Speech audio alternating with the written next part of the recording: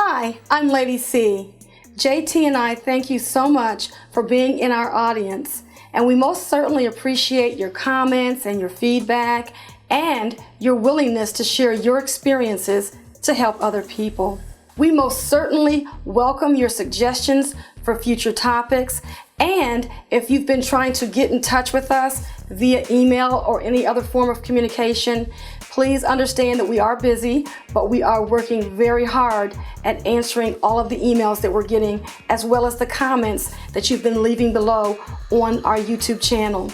And please spread the word to your friends, because JT is just getting started. He has a whole lot more information that he'd like to share with his audience. And speaking of JT, in the upcoming segment of The Critical Thought, he's going to be talking about the publisher record card. And because it goes hand in hand with the counting of time, he'll be expounding a little bit more on that topic as well. So, off with it, JT. You're listening to The Critical Thought, where we challenge our listeners to use critical thinking when examining the teachings of Jehovah's Witnesses. We did a podcast on why do Jehovah's Witnesses count time.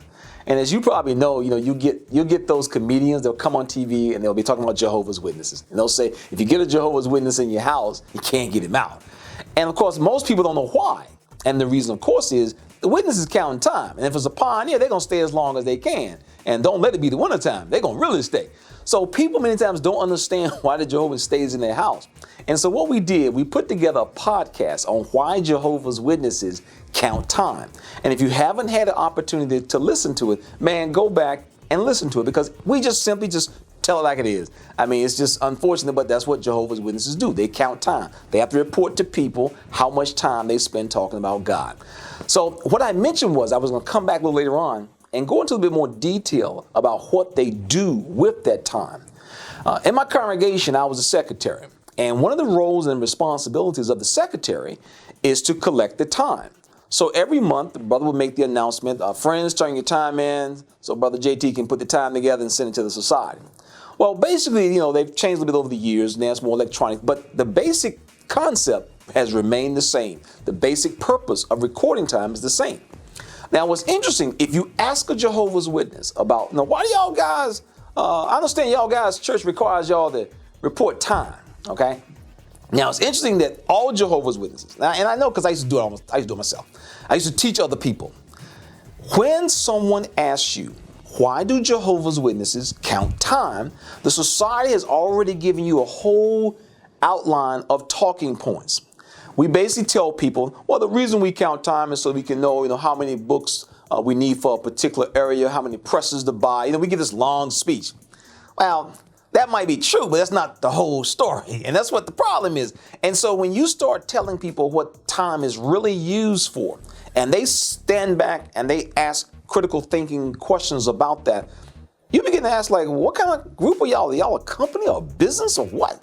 I mean, it sounds like sales reports and how much products y'all moving every month. And realistically, that's really what it is. Let me give you an example.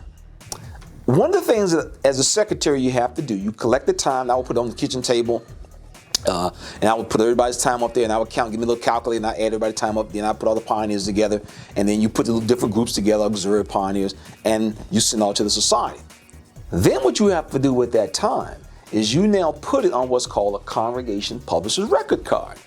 Now, the average publisher knows that they have a congregation publisher's card. In fact, if you move to another congregation, they're going to transfer it.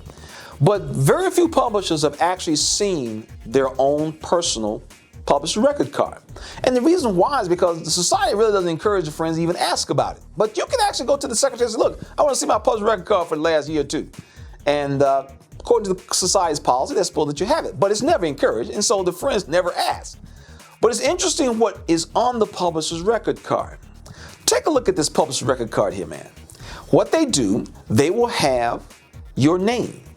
They will have your date of birth. They will even have the date that you were baptized. But it's one of the things that's really interesting. After they put up whether you're a ministerial servant or whether you're an elder or whatever, one of the most interesting things on this card is they actually record whether you are of the anointed or not. But every year, when the card is completed, you will set into a little record, and basically you can keep about 5 years. Some congregations, they keep them forever. But basically, the society's policy is once it's 5 years old, you can get rid of a lot of stuff like that. And in some countries, because of the privacy laws in certain countries, the society is completely discontinued. Now, keep in mind what the talking points are. The talking points that Jehovah's Witnesses are given. This is a standard thing across the board.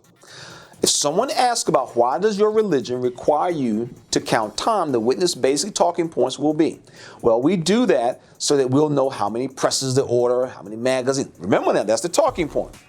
Now, a critical thinker would ask the question, if that's true, why do you need me to put my name on it at the end of the month? Why not just get the numbers? You said that you just need the numbers to know whether or not we need to print more books and magazines for this area or whether we need to buy more presses. So why do you need my name on this publisher record card? Well, it's real simple. Your publisher record card is like your certification. Anybody who works in like IT or work in certain industries, you have what's called certifications. And these certifications will be used in terms of how many times you will be promoted, what type of pay you will get, and so forth. Well, interestingly, within the world of Jehovah's Witnesses, this publisher record card will determine what you will be doing in this organization because it will be the single most referenced thing when it comes to you being given responsibilities. For example, if you have an individual, they want to be a ministerial servant. Well, this card is going to be used. You have a person who's an elder. This card is going to be used. And I'll tell you, man, sometimes it gets ridiculous. You could have, I've been in meetings where the basic position in most congregations, most circles is they say, well, look, we're looking for a brother who is at least at the national average. And the national average, especially like in the United States, is like 9-10 hours a month. That's a typical national average. And so you'll be back in the back room, y'all going over who y'all want to recommend as a ministerial servant on the elder. And you can have a brother, man, I've seen this before. Brother have like, the national average like 9 to 10 hours. Brother have like 8.7. And you'll spend 30, 40 minutes going around and around in a circle with some elders, man, like, well, you know, the society say he needs at least to have national average. And the national average right now is 9 hours. This brother's at 8.7. I think we need to hold up. And so you're like, well, the man's a good man. You know, his wife is a good wife, good children. What are you talking about? And so this is how some elders can get so into all the minutia. I mean, it's amazing how and when the circus come, you have circuit overseers who say the same thing. Like, no, he really is not at the national average. He's 9.7, 9.8. We really want the brother to get at least national average, and according to the national average this year is 10 or last year is 8, whatever. And so you'll see people going around in circles over stuff like this. It has nothing to do with serving God. Either the man's a good man or not. I mean, that's the bottom line. Let me give you another example. Circuit overseers. Circuit overseer uses this. This is really interesting because the typical circuit overseer, before he even meets the congregation, he already knows what the production numbers are. It's almost, that's why people say, you know, it's like a business. Y'all guys just running production numbers. Circuit overseer comes to visit the congregation. Never been before. Circuit has never visited this hall before. So he knows nobody in this hall. The first thing he do, there are two things that the circuit overseer looks at when he goes over the congregation's records. One, finances. Make sure the money is okay. Two, he's going to look at the production numbers. How many products is this congregation moving? How many hours is this congregation spending out moving products? And so you could have two young men, 19 years old. One, on his records, he's a regular pioneer. He's cracking what requirements for the pioneers are for this particular time. Another brother, he's averaging 7 hours a month.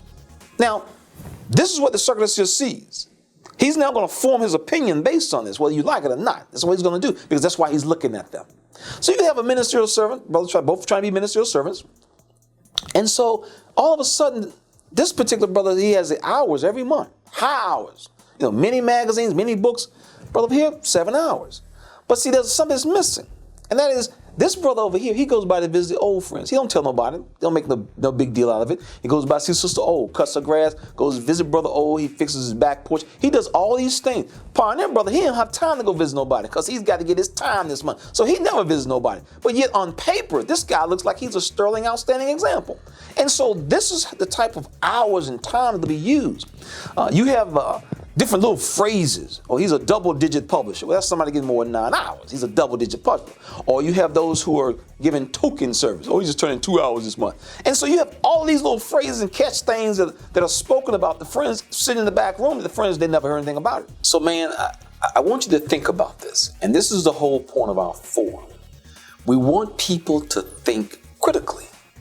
Now, think about this, man. We're talking about writing people's time down. Time as to how much time did you talk to people about God? And this time is written down on these publisher record cards, almost like I said, almost like a certification, because it will be used to determine everything that you do within this religion. For example, a person wants to go to Bethel, they will go back and look at your time. Person wants to pioneer, they'll go back and look at your time. Everything will revolve around this time. If you want to be used in certain projects within this organization, this time record is going to be used. One of the first questions that's asked is, how much time he average a month? How's his time look? So the point is, Jehovah's Witnesses are told the purpose of counting time is so we'll know how many presses to buy, how many magazines need to be printed. But the fact of the matter is, time is used as a barometer of your appreciation for God. Now, when you talk to people who are not Jehovah's Witnesses, they can't believe it. This is how you guys measure people's appreciation for God. Because everybody knows that the person who auxiliary pioneers because they have a deep appreciation. What about the other people who are not? And especially if you have similar circumstances as perceived by others. Well, you know, Sister Johnson, she got 3 kids and she auxiliary pioneers every April. Sister Davis, she got 3 kids and she never auxiliary pioneers. This is what happens. This is the behind the scenes. And this type of stuff discourages people. It frustrates people. It makes people very, very depressed because it goes back to what we talked about before. Run faster, jump higher, can't do enough. And so this particular method that the society has is just like on your job. On your job, they have an evaluation that they do of you every year. Jehovah's Witnesses get an evaluation done every 6 months. And they get it done individually and they get it done collectively. And after it's been done individually as well as collectively as a congregation, they're either going to be praised or they're going to get dogged. And so you have to ask, how does this fit in with one's service to God? Really? I mean, in view of the fact that Jehovah's Witnesses, we always used to say all the time, we're like the first century congregation. They didn't, Paul, Peter, Matthew, Luke, they didn't keep no records like this. But Jehovah's Witnesses do. And that's why when I said before, when people who are not witnesses observe this type of record keeping, this type of detail on individuals, they're like, y'all guys look like y'all are business. And that's what they often say. Because a circuit overseer really, man, is nothing more than a regional manager. He comes in, he rolls into town. His purpose is to see what the production numbers are. So we encourage people, as always, stop, think, ask critical questions. Why would I, as a Christian, need to put my name down on a piece of paper every month to let somebody know how much I have talked to people about God, only for that information to be used in all kinds of ways to determine my appreciation and love for God? And yet, we're told we're only keeping numbers and we're writing down time to know how many presses and how many magazines we need to print. Thank you for tuning in to The Critical Thought.